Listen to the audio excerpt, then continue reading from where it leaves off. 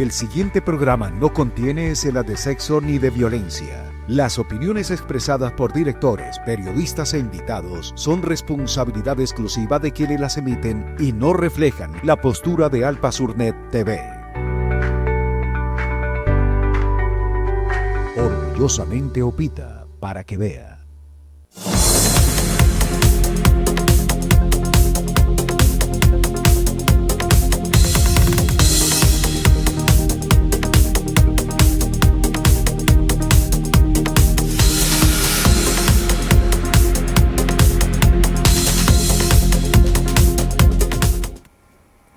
Cordial saludo a toda la teleaudiencia del canal Alpa Surnet, orgullosamente Opita, para que vean. Bienvenidos y bienvenidas todos y todas a esta nueva emisión de Especiales Alpa Surnet, el programa de opinión, entrevista e información de su canal. Muchas gracias a toda la teleaudiencia que a partir de este momento se conectan a nuestra señal de televisión que presta el servicio de Alpa Surnet. Alpa Surnet, el mejor servicio de internet que tiene la región surcolombiana. Todo lo que usted necesite para su hogar, para su empresa, para su escuela, para su familia, se lo brinda Alpa Surnet en materia de internet simétrico, el mejor que tiene la región surcolombiana. Y este canal, el canal Alpa Surnet, cumple 20 años de servicio en este 2025 y el regalo es para ustedes, nuestros televidentes, nuestros suscriptores, nuestros afiliados. Un carro 0 kilómetros, el próximo 19 de diciembre estaremos entregando aquí en este canal. Hoy vamos a hablar de un tema clave, un tema fundamental. Vamos a hablar de lectura, vamos a hablar de escritura, vamos a hablar de literatura en el departamento del Huila. ¿Qué está pasando en este mundo, en estos momentos tan retadores de inteligencia artificial, de redes sociales, de lo que sucede alrededor del mundo? ¿Qué estamos leyendo? ¿Sí estamos escribiendo? ¿Cómo podemos con nuestras nuevas generaciones impulsar el tema de la lectura? Tenemos a un invitado muy especial. ¿De quién se trata? Ya les voy a contar. Entre tanto, los invitamos para que también a partir de este momento se conecten a nuestra transmisión en vivo y en directo a través de nuestras distintas redes sociales y plataformas digitales. Una de ellas en TikTok, en Instagram, ahí pueden compartir, comentar, dejar sus preguntas, todos a través de Alpa Surnet. Esta misma señal que ven en sus televisores lo pueden ver en Facebook Live de Alpa Surnet y ahí comentan, comparten, dan sus preguntas, sus comentarios sobre el tema que vamos a tratar en el día de hoy. Esta señal del canal Alpa Surnet también ustedes la ven en este momento en todo el centro del departamento del Huila, pues tenemos sede en Garzón, en el paseo comercial Paseo de Rosario. Ahí ustedes pueden ir, suscribirse y tendrán dos grandes servicios. Televisión 24 horas con todo lo que pasa en el departamento de Huila. Las noticias, el entretenimiento, el emprendimiento, los empresarios, la diversión, todo lo que pasa en el Huila aquí. Y dos, el servicio de internet de Alpa Surnet. En el norte, en Aipe, para todos los municipios del norte de Huila, allí tenemos oficina en Aipe para que ustedes se afilien y puedan gozar de estos servicios. Y en el sur llegamos a través de la red de canales comunitarios que se unen a esta señal y retransmiten toda la programación durante las 24 horas del canal Alpa Surnet que se origina aquí en Neiva, en nuestra sede principal del barrio Altico, para que ustedes puedan tener noticias, información, comentarios, entrevistas, entretenimiento, música y también esta parte espiritual con música golpe con el padre Alonso. Y una programación para todos ustedes. Pues bien, hoy vamos a iniciar la semana, vamos a iniciar nuestro especial de Alpa Surnet hablando de literatura, hablando de escritura, hablando de libros. Pues recientemente se cumplieron acá en Neiva dos eventos importantes. Uno, Filvorágine, la Feria Internacional del Libro. Y dos, la primera Feria Internacional de Librería Independiente. Por ello hemos invitado al docente universitario, escritor, novelista y comunicador social periodista Eduardo Tovar Murcia. Además, él es magíster en literatura y doctor en educación. autor de una de las novelas más recientes publicadas en el Huila con un gran reconocimiento a nivel nacional e internacional, como lo fue Cuando la culpa se apague, entre otras obras que hablaremos pronto más adelante. Pero lo hemos invitado porque acaba de desempeñarse como jurado de los premios departamentales de poesía, cuento e ensayo que tuvieron lugar acá en Nevi, que fueron premiados precisamente en Filvorágine. Y por eso queremos hablar con él sobre este tema en particular, pero sobre toda la literatura en el Huila. Muy buenos días, profesor Eduardo Tobar. Bienvenido a Especiales Alpa Surné. Hola, muy buenos días. Muchas gracias por la invitación y agradecido de este espacio. Profesor Eduardo, ¿cuál es la salud hoy de la literatura huilense? ¿Cómo la percibe? ¿Cómo la observa? Bueno, la literatura huilense goza de muy buena salud. Afortunadamente tenemos grandes cultores de la palabra, no solamente en novela, en cuento, en poesía, sino en otros géneros como el minicuento, como el ensayo. Digamos que siempre han habido grandes referentes, ¿no? Tenemos a Rivera, a José Eustacio Rivera, tenemos a Eider Rojas, tenemos a muchas personas que han estado ahí en vanguardia.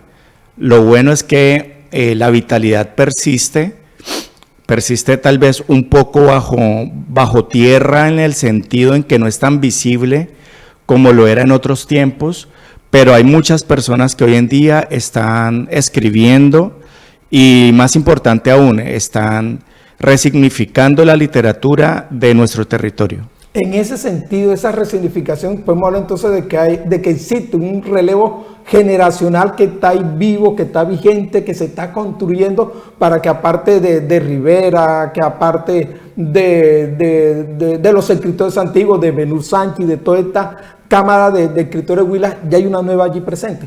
Sí, digamos que en términos generales, la literatura, como todo arte, no es algo que se dé por generación espontánea. Tiene que darse poco a poco, tomando como referente esas huellas que nos dejaron los maestros. Y hay algo particular que he detectado, y es que en los últimos años hay un fervor, sobre todo por la poesía, lo cual me parece maravilloso, ¿no? Nuestra tierra es una tierra de poetas y eso se ve muy manifiesto en los múltiples libros que se han venido publicando con obras de poetas excelentes como Margarita Lozada, Camilo Marroquín, ¿cierto?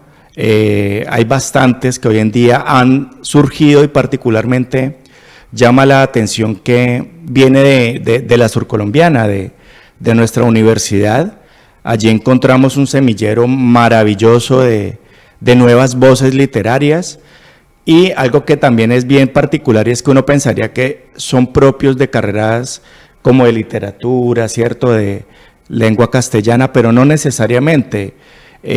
Hay muchas personas que vienen escribiendo, que hacen parte de psicología, de derecho, de comunicación social, y bueno, eso es interesantísimo en términos de la salud de la literatura, porque le da una nueva visión. Ahora, si aunamos a esto que cada vez más son las mujeres que escriben, que desde su sensibilidad manifiestan unos universos simbólicos totalmente valiosos, pues creo que la salud de la literatura huilense está en buenas manos, sin decir que sea pues el más alto nivel desde el punto de vista nacional, pero se está construyendo un camino y creo que eso es lo que realmente vale la pena.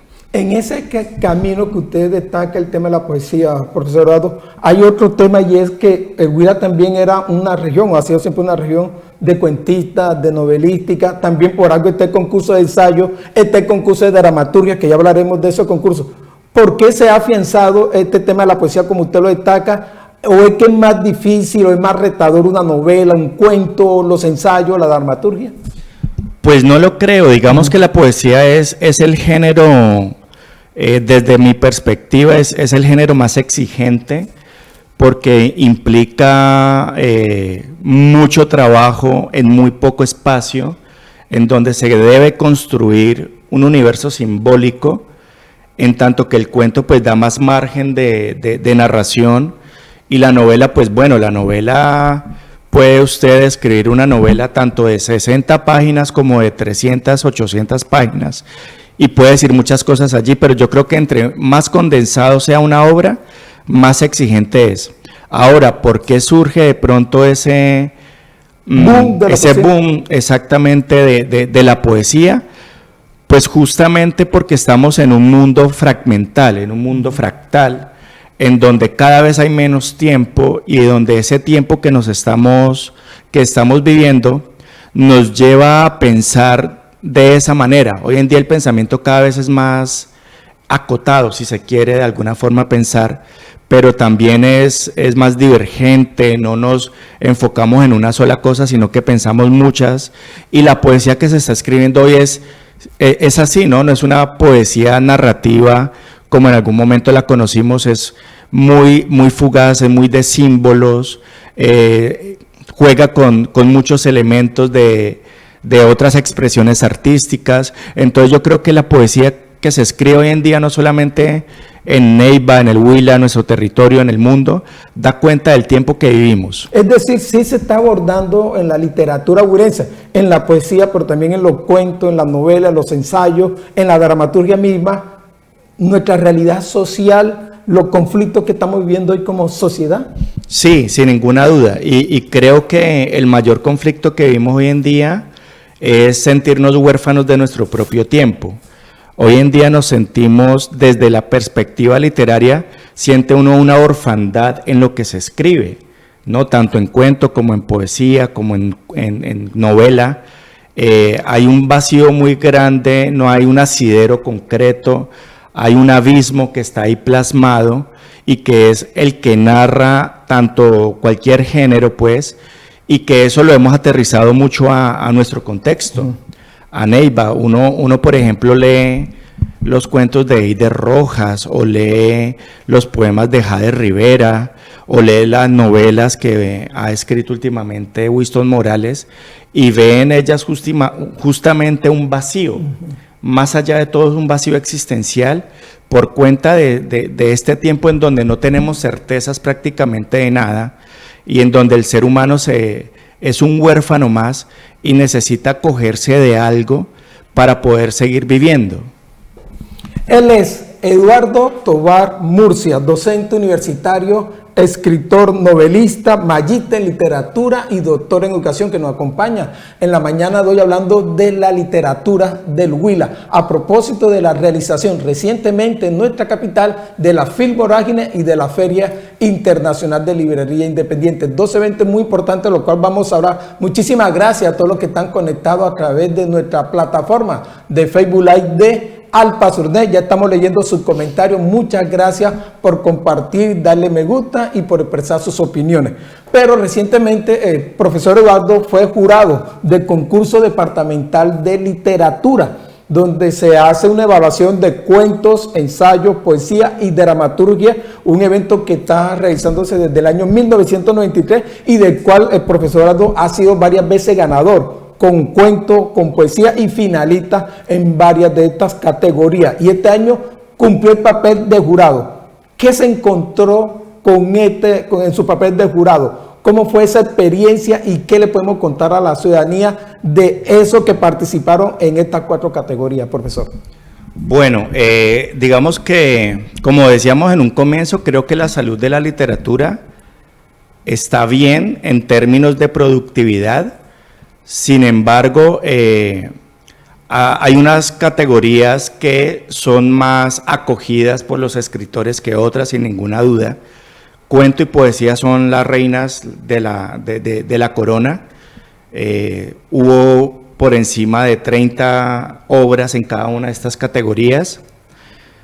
No hay una fuerza, desafortunadamente, en dramaturgia, solamente se presentaron 3 obras. Hay mucha representación teatral, hay muchas salas concertadas en donde se presentan muchas obras, pero no vemos que haya un ejercicio de escritura, al menos por lo que se ve en la parte de los concursos. Y en ensayo a mí me llamó mucho la atención, y es que teniendo tantas universidades tan reputadas, públicas y privadas, pues que sean tan pocos las personas que reflexionen en torno a los 100 años del departamento del Huila. fueron nomás 3 obras las que se presentaron, y eso nos hace un llamado de alerta para que la academia fomente más este género entre sus estudiantes, pero también los centros de investigación, no únicamente la Academia Huilense de Historia, sino todos necesitamos apropiarnos de la escritura como un elemento vital para reconstruir nuestro pasado y pensar nuestro presente, proyectar nuestro futuro. Y en el tema de cuento y poesía, hay nuevas voces, hay nuevos testimonios, hay nuevos giros idiomáticos que pudo encontrar allí, profesor. Totalmente, creo que en cuento y en poesía es donde más nuevos exponentes uno halla. Valga decir que este concurso es totalmente anónimo. Fuimos 3 jurados los que estuvimos allí: Aura Estela Arciniegas, que ella hace parte del área de teatro, la profe Marta Andrade, que es una académica de la surcolombiana, profesora ya pensionada de literatura, y los 3 recibimos los paquetes con seudónimo, de manera anónima, es decir, que no supimos nunca a quién correspondía cada uno de los textos. Hicimos desde luego una distribución del material, y en ese ejercicio de lectura me encontré pues muy satisfecho, porque ante todo yo me considero narrador, aunque también escribo poesía, pero creo que mi vena es más narrativa que poética. Y allí encontramos que hay personas que están escribiendo por unas líneas que antes no se veían en el departamento del Huila. Pienso ahora en el cuento histórico, ¿sí? Aunque no ganó, hubo un cuento que a mí me llamó mucho la atención, que era un cuento que representaba una historia de la época de la independencia, okay, lo cual es maravilloso. Sobre todo el mito de las brujas de allá de la Jagua, y cómo fue que se dio ese mito a partir de un cuento histórico que es muy bueno, pero tampoco cumplía con el espacio, porque creo que era más extenso, entonces pues no se pudo premiar. Pero también vimos cuentos que se acercan mucho a la ciencia ficción, que hablaban de robots, que hablaban de mundos distópicos acá en nuestro territorio. Entonces, con eso nosotros entendemos que hay voces literarias que están leyendo sus contemporáneos, porque hoy en día la literatura no es únicamente una literatura apegada, digamos, a lo real, sino que también pues hay unas corrientes también que se van desde el terror, pasando por lo histórico, llegando hasta, como le digo yo, a esa parte más futurista. Vi cuentos muy bien estructurados, con mucho temple, escritos muy bien, y eso me pareció importantísimo. Perdón, allí lo interrumpo, profesor Eduardo. ¿Significa esto que son jóvenes, como usted dice, fueron totalmente anónimos y no podíamos pronto decir de qué edades están allí? Pero esto nos reflejaría de que hay una literatura joven, muy joven en el Huila, que refleja precisamente todo visión que tienen nuestros chicos y chicas de hoy en las escuelas, en los colegios, en la universidad, a pesar de que no se dé ese trabajo de impulso allí. Quisiera pensar que sí. Okay. Como le digo, no sé quiénes hayan sido, pero por lo que uno leyó, por las referencias que ellos manejan, que son muy contemporáneas, no me imagino a alguien mayor de 30 años con unas referencias culturales tan contemporáneas, ¿cierto? Entonces pensaría desde mi centro de enunciación que claramente son jóvenes, lo cual me agrada mucho, y hay que agradecer desde luego a esos espacios que se han venido creando en la ciudad, poco a poco, talleres de escritura, talleres de lectura, clubes de lectura, que se han venido fomentando, y pienso yo que eso también tiene mucho que ver. Ahora, para complementar un poco, no quiero dejar la sensación de que todo lo que se está haciendo en literatura se está renovando, no. Si pudiéramos hablar de un 100%, el 50% sigue siendo todavía textos muy inocentes, textos que se quedan únicamente en la descripción de una anécdota, que no tienen en cuenta la estructura narrativa, que el lenguaje es muy pobre, que ortográficamente no le prestan mayor atención, pero hay otro 50% que es el que me anima y quiero ver el vaso más medio lleno que medio vacío. Entonces sí, sigue existiendo literatura un poco frágil, pero también hay unos exponentes que creo yo pueden alimentar en los próximos años y espero muy pronto el panorama de la literatura regional. Y en ese sentido, usted nos ha dado dos respuestas interesantes, profesor Eduardo. Uno, un llamado que hacemos a las universidades, a los centros académicos, a los centros de investigación, a los centros de estudio acá en el Huila. Y dos, también nos refleja ese tema de las nuevas generaciones que estén escribiendo y demás. ¿Qué estrategia? Usted ya también nos habló un poco de los clubes de lectura, los talleres, lo que están haciendo los diversos bibliotecas y diversas entidades acá. ¿Qué estrategia usted como docente, como doctor en educación y magíster en literatura piensa que puede ser efectiva en este momento de redes sociales, de tecnología, de inteligencia artificial, para invitar a esos jóvenes de colegios, de universidades, a acercarse mucho más a la literatura, a la escritura y a lo que usted dijo hace algunos minutos, apropiarnos de la escritura? ¿Cómo hacerlo? Bueno, yo creo sin ninguna duda que el fomento de la lectura es la columna vertebral bajo la cual nos tenemos que montar. Cuando hablamos de desarrollo, cuando hablamos de tecnología, cuando hablamos de emprendimiento. ¿Por qué? Porque una persona que lee es una persona que desde su cabeza está estructurada y va a permitir algo, y es mirar más allá, ¿cierto? Va a tener algo que desafortunadamente en los debates públicos de redes sociales uno se da cuenta que estamos fallando, y es en el criterio. Las personas nos falta mucho criterio hoy en día y se debe justamente a la falta de lectura que tenemos. Cuando hay un ser humano que lee, se le abre el mundo, y al abrirse el mundo construye su propia visión del mundo, es decir, construye un criterio.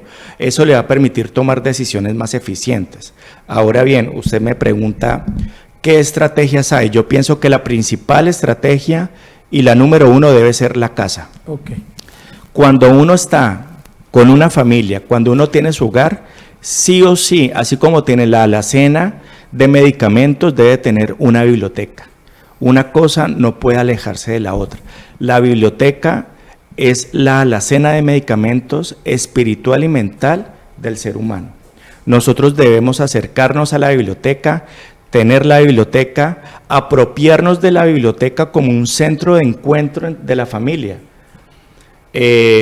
Necesitamos que no solamente mandemos a nuestros hijos a leer, nuestros hijos nos deben ver leyendo a nosotros. Debemos crear pequeños espacios de compartir la lectura con nuestros hijos, leernos un cuento, leernos un poema, preguntarles qué les pareció. Esa es la mejor forma de uno fomentar lectores. Las instituciones desde luego tienen responsabilidad, pero la responsabilidad número uno está del hogar. Luego vendrían, claro, en las universidades hay que crearse centros de escritura y de lectura.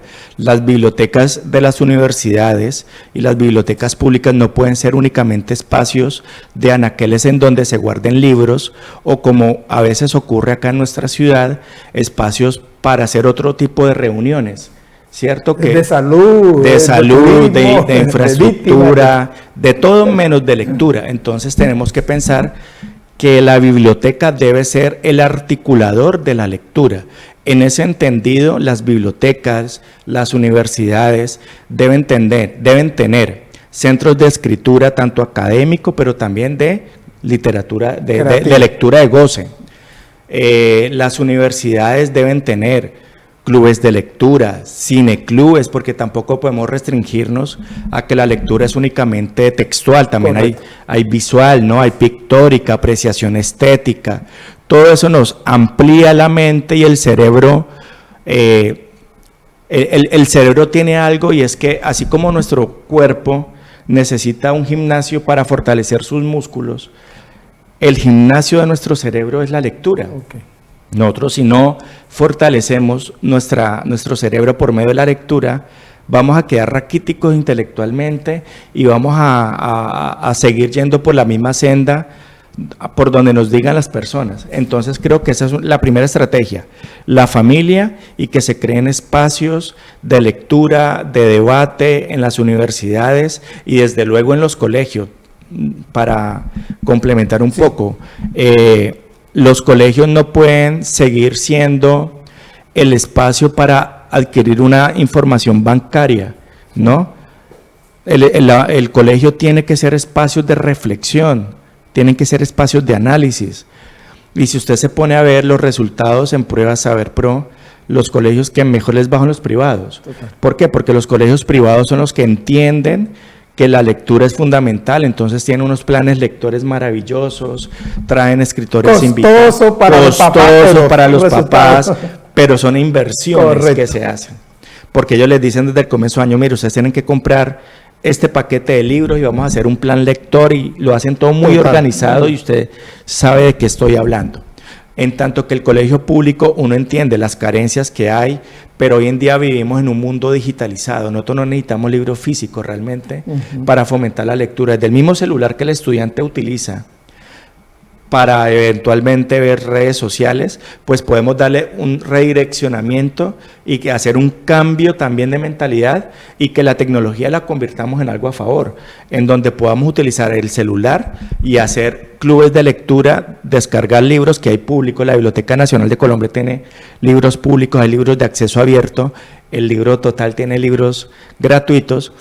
Y también siento que falta un poco de compromiso por parte de los docentes, ¿no? Correcto. Los docentes de instituciones públicas, sin decir que son todos, claramente, porque hay experiencias maravillosas, pero sí hay muchos que desafortunadamente se quedan es con lo que les dice la guía y siguen leyendo a los mismos escritores que leyeron hace 40 años, entonces siguen con Lope de Vega, siguen con la Borán, con la Ilíada. No digo que no sean importantes, pero también es importante primero conectar, porque si nosotros no conectamos a los lectores, a los jóvenes lectores, no van a poder analizar después otro tipo de lecturas. Entonces creo que hay que hacer un trabajo bastante fuerte allí con los profesores para que ellos también se quiten tantos sesgos que hay y salgan de esa zona de confort y hagan cosas diferentes. Y en ese sentido de cosas diferentes, ¿qué papel juega, profesor Eduardo, la feria de los libros? Estos encuentros donde a veces para algunos se convierten en show, en espectáculo, que para un autor, para un escritor,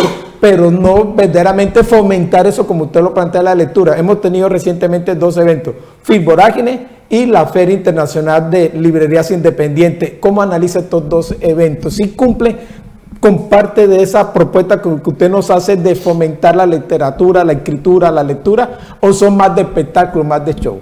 Yo celebro la existencia de esos espacios porque pues antes no los teníamos. El hecho de que estén hoy en día vigentes en la ciudad me parece maravilloso. No tenerlos sería un perjuicio indudable. Ahora, esos espacios no se pueden quedar únicamente en 3 días o en 4 días de conversatorios, de exposiciones, de lo que usted ve, que es más parafernalia, que sale el escritor y se muestra y mi libro. No, yo creo que una feria como Filvorágine no puede quedarse en 3-4 días, debe tener una agenda permanente todo el año, y debe tener una agenda no solamente de presentación de libros, sino de conectar con instituciones públicas para que esos escritores que presentaron su libro a lo largo del año hagan talleres de lectura, hayan talleres de lectura, de apreciación estética, ¿cierto? Eso fortalecería más el tejido, fortalecería más el mismo espacio. Y hablando del tema de las librerías, no, a mí me pareció que esto que ocurrió el fin de semana fue maravilloso porque lo entendieron de esa manera. No fue solamente pongamos los libros y venga la gente a comprar, sino que hubo talleres de todo desde el ámbito cultural, y eso me parece maravilloso. Falta más difusión, claramente, no todo el mundo les llega. Lo importante es que fueron colegios públicos, van conociendo los espacios. Igual es un proceso, ¿no? Creo que uno no puede esperar que de la noche a la mañana tengamos una ciudad lectora. Si yo me pongo a pensar cuando yo comencé escribiendo, leyendo en mi universidad hacia los años 2000, pues los espacios eran casi que nulos, ¿verdad? Hoy en día ya hay más espacios, hay comunidades de jóvenes que uno a veces no sabe que existen, totalmente anónimas, pero ellos se están reuniendo. Uno no tiene visión de eso, y creo que poco a poco vamos a ir ganando esos espacios. Desde luego, hay que seguir fortaleciendo desde la institucionalidad. y no esperar que el gobierno sea el que lo dé todo, que tiene una responsabilidad, sí, y cuando hagan las cosas desde el punto de vista de gobierno, no lo hagan únicamente por cumplir con el rubro que está asignado para eso, sino que lo hagan de verdad, de una forma más seria, más construida. Entonces creo que eso sería unos elementos fundamentales. Para algunos que nos están escribiendo en el chat, Eduardo Tobar Murcia, él es comunicador social periodista de la Universidad Surcolombiana, es magíster en literatura de la Universidad Javeriana de los Andes, y acaba de culminar un doctor en educación de la Universidad de Nova Southeastern University. Allí. Y aparte de esa parte académica y demás, él es el autor, como lo dijimos al principio, de la novela Cuando la culpa se apague, pero además del libro de cuentos Los dominios de la mentira, donde Neiva, igual que Cuando la culpa se apague, es protagonista allí. Y como lo dijimos, fue ganador 2 veces de los concursos departamentales de literatura, tanto en cuentos como en poesía. También su obra de cuento está en una antología, La tarde está para contar cuentos, y otras publicaciones que se han hecho aquí. Quiero, y para ir finalizando, la penúltima pregunta precisamente sería esa. ¿Cómo va su obra literaria? ¿Qué se puede esperar de su producción literaria, profesor Eduardo, aparte de esto que hemos mencionado? Bueno, yo sigo escribiendo con las restricciones propias del tiempo de la etapa adulta, ¿no? Cuando yo tenía 20 años, tenía todo el tiempo por delante, no tenía tantas responsabilidades. Hoy en día escribo, trato de ser más eficiente y más efectivo a la hora de escribir. Estoy escribiendo una novela, tengo varios cuentos escritos. La poesía siempre está, la poesía uno no puede decir me voy a sentar a escribir un poema, sino que el poema se construye en la cabeza y aparece. Y poco a poco se van juntando las partecitas de ese gran puzzle que se llama un libro de poesía. Entonces también tengo ahí trabajando un libro de poesía, pero como le decía, a mí fundamentalmente me gusta la narrativa y me interesa mucho el universo de los jóvenes. Entonces estoy escribiendo una novela de un corte más juvenil. Disculpen, ¿no? Que sin hacer spoiler, como es la palabra que dicen los jóvenes, con Neiva nuevamente como protagonista, como ciudad de Neiva. Creo que es importante, digamos, sí. Yo no puedo escribir de París, yo no puedo escribir de Grecia, o podría, no quiero decir que no sea posible, pero me siento más cómodo escribiendo sobre lo que conozco y me gusta entender el contexto en el que estoy. Neiva es una ciudad totalmente que puede usted amarla, así como puede odiarla fácilmente. ¿Es muy explorada en la literatura? No se ha explorado tanto como debería explorarse, pero sí hay ciertas obras que ya han venido trabajándolo. Nadie está obligado a hacerlo, yo lo hago es porque realmente siento que la ciudad es un personaje vital en mi narrativa, y que la ciudad, para generar identidad, debe conocerse y debe representarse en literatura. Bajo ese entendido me encanta Neiva, porque es muy compleja. Acá en Neiva yo puedo encontrar lo más moderno y edificios inteligentes hoy en día, pero también a 10 minutos encuentro una Neiva rural del feudalismo, en donde todavía hay carretas y son espacios desérticos, evocando lugares como de esas comalas de Juan Rulfo, ¿cierto? Entonces acá se encuentra todo, lo moderno, lo posmoderno, el pasado, el presente, todo confluye, y esa variedad a mí me fascina y la exploro.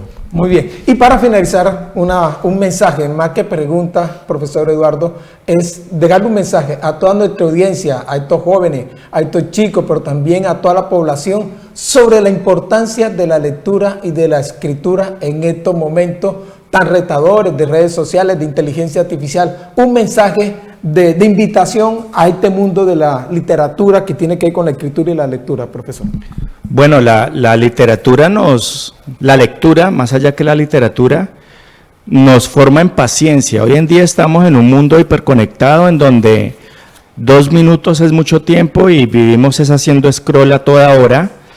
Entonces, cuando nos acercamos a la lectura, nos acercamos a un universo construido desde lo mental, en un diálogo con alguien que eventualmente hoy en día no existe.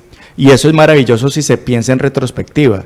Poder leer a alguien, por ejemplo, las meditaciones de Marco Aurelio, que existió hace 2000 años, y poder entrar en el pensamiento de un romano de esa época, pues yo creo que es algo hasta mágico. Lo que pasa es que hemos normalizado tanto la lectura que ya no nos sorprendemos.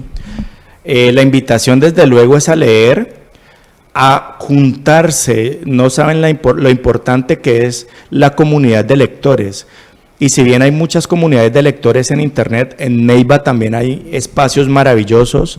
Quiero aprovechar el espacio para invitarlos a los distintos clubes de lectura que hay. Hay uno en el patio, hay uno en el Banco de la hay dos en el Banco de la República, en la Casa del Libro Total hay otros. Es decir, los espacios están dados para generar comunidad, porque cuando uno lee en comunidad se da cuenta que no está solo en este mundo y que los lectores somos más de lo que realmente pensamos. Muchas gracias, profesor.